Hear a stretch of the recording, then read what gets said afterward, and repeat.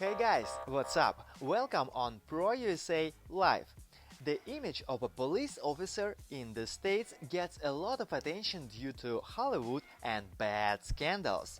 However, we don't know how is it in real life, even crazier or not. I grabbed my camera and went to the local police station. Let's see how it goes.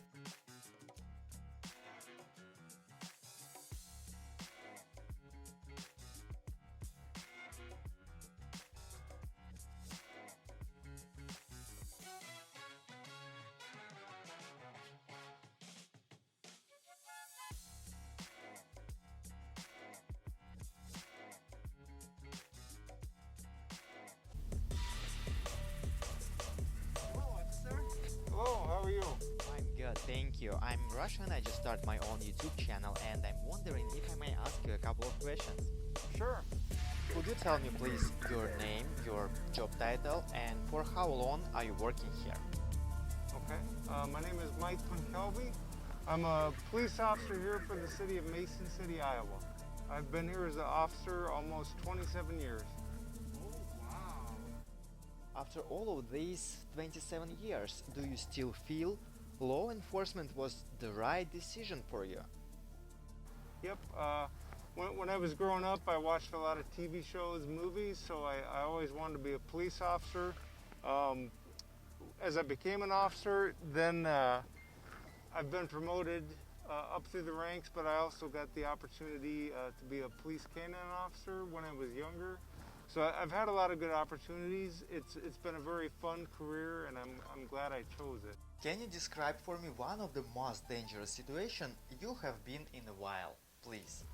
The most dangerous time for me, so I just graduated from the police canine academy, so I had the police dog in the back of the car, and I actually had my wife riding with me. So she was riding in the front seat, I had the police dog in the back, and we got tripped to a call where a son was holding his mom hostage. He had a gun, and so it was at least a two-story residence, and he started shooting. Drop the gun, dude! 511 kid hostage right now. He has a gun. He has made one gunshot already. We need more units. Block off all traffic. My wife in the car, and I couldn't just say, hey, time out, I'm going to run my wife home and then come back, because basically we were kind of pinned down because we didn't know where this guy was at. The man came out of the house with a gun, and one of our snipers shot him, and the subject died from his wounds. Oh wow, that was a real dangerous situation. And I hope that stuff never happened No. again. Can I show you your car? Yeah, yeah. For my Russian Yep. media? So what's this? All right, so this is just the spotlight here.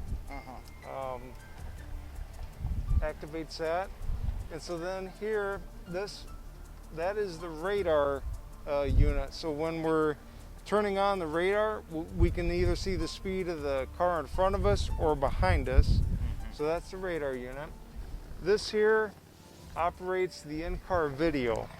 So, you know, a lot of us police in the U.S. have an in-car video that records our stops. Obviously, a police computer. And then, I don't know if you can see there, that's what this car has, a shotgun and a rifle. And like I said, in that first shootout when I started, we just had little 12-gauge shotguns, just pump action. And obviously, that's I don't know how Russia is, but unfortunately in the U.S. just about everybody has guns, and sometimes I think they have better guns than the police do. So yeah, we started carrying rifles several years ago just to try to keep up with the amount of guns and the amount of high-power guns that are out there. What difficulties do you face in your work? I think the biggest thing right now is social media. So like a lot of the high profile events, George Floyd and these other things, a lot of times folks may be there with cameras filming stuff. The problem is they release that to the media, and the public wants to know what happened, and they want to know instantly whatever, and possibly justice. The problem is with the trial, the prosecution, and all that, a lot of times they won't or can't release the whole entire event, and we're seeing now with Chauvin up in Minneapolis, they're just starting the trial. That's probably going to go on for weeks up there. But do you agree if I say there is a lot of fake news now on YouTube and everywhere after that situation with George Floyd and how that story became very popular? Well, you know what we don't know, and I'm curious to see the autopsy result. You know, because the autopsy supposedly that's been leaked or whatever is talking about a lethal amount of fentanyl in the bloodstream. I've also heard reports, and again unconfirmed, that supposedly Minneapolis PD was training their officers to somehow use that restraint method. Not that that's right or wrong, but there's hopefully a lot of these questions are going to be answered in trial. What we saw earlier with Ferguson, Missouri, there was kind of this social media thing that came out where supposedly witnesses came forward and said they witnessed the guy say, you know, my hands are up, don't shoot, and that was kind of unfounded later on. So there is a lot of rumors and social media and other stuff that make getting to the truth difficult sometimes when people want to know right now what happened, and sometimes it upsets you. It shocked me to see the officer with his knee on Mr. Floyd's neck. But like I said, I think there's more to the story, and it's just to let the trial process take out that takes a while, and sometimes the public doesn't have the patience to wait. Yep. Let's see if this is...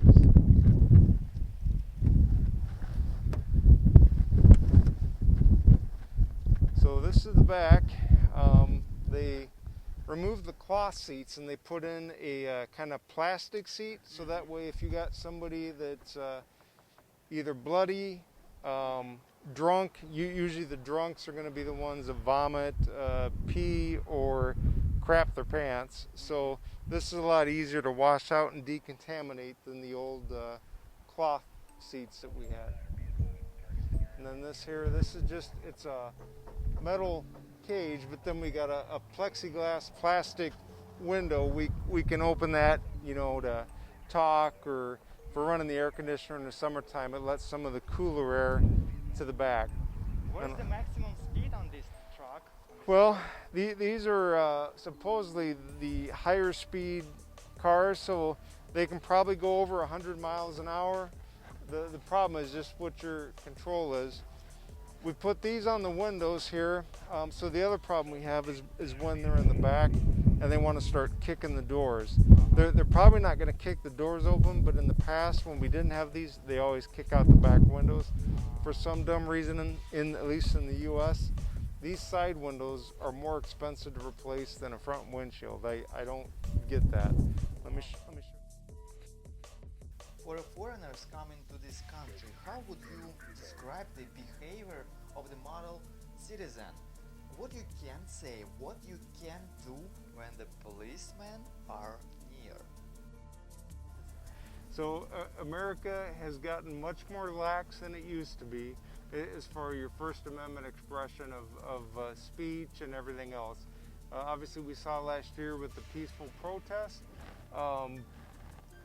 a lot of stuff goes, and you know, we have to be very careful what we do so we do not block or infringe somebody's First Amendment rights. The problem where it gets trouble is when, like this January, when those people stormed the Capitol of the United States, claiming it was their constitutional right to storm the Capitol or whatever. I don't think that was right, and obviously a lot of them are being prosecuted federally now for that. So that's where it gets difficult. What is free speech and freedom of expression versus when you cross that line? And sometimes every situation is different, every person's different, how they express themselves is different. Sometimes we won't know that until we see it, what it is, so it's a difficult question to ask. But a lot of time, if you're peaceful and you're not blocking the sidewalk or blocking streets, just about anything goes except for nudity. Yep. May I ask you a personal question? Do you have kids? Yes, I have 2 kids. Do you want them to follow your footsteps? It's got to be their choice, but my son is actively going to college right now for criminal justice, and as of right now, he wants to be a police officer.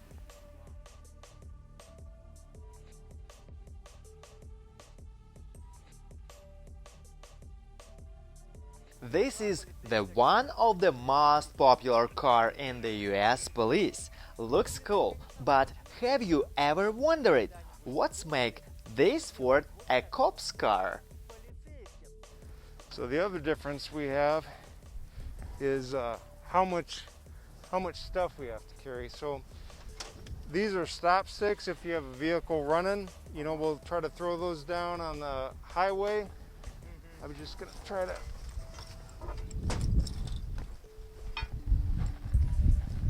see if I can show you this here.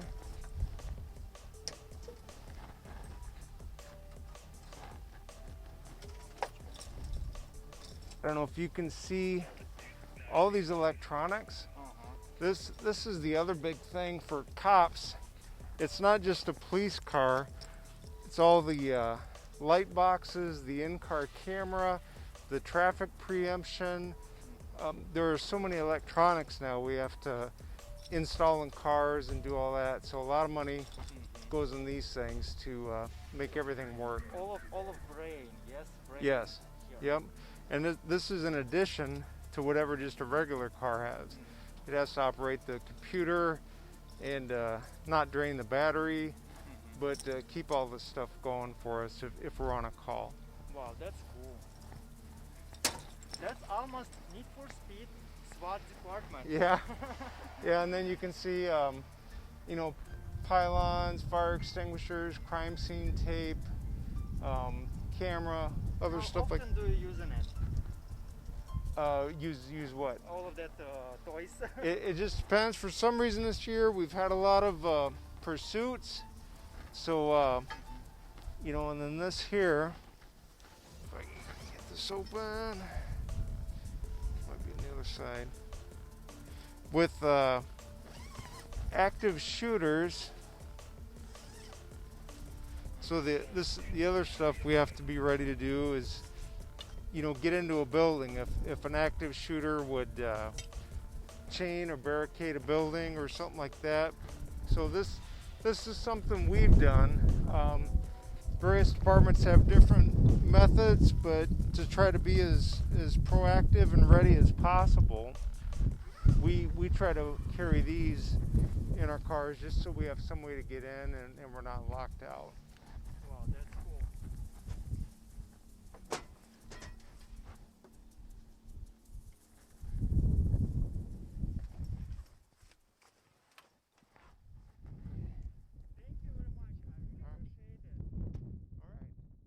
Cool. Thank you very All right. much. All right. Thank you. You have a good day. Yep. Thank you.